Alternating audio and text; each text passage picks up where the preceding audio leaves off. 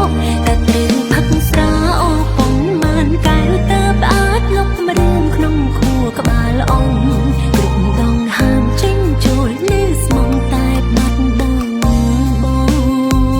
តើប្រើពេលវេលាប៉ុនមានទៅតើបអាចភ្លេចពើចេញពីបេះដូងបើពេលនេះគ្រប់នាទីមកនៅគិតពីបងមិនដែលដាច់សោកតែ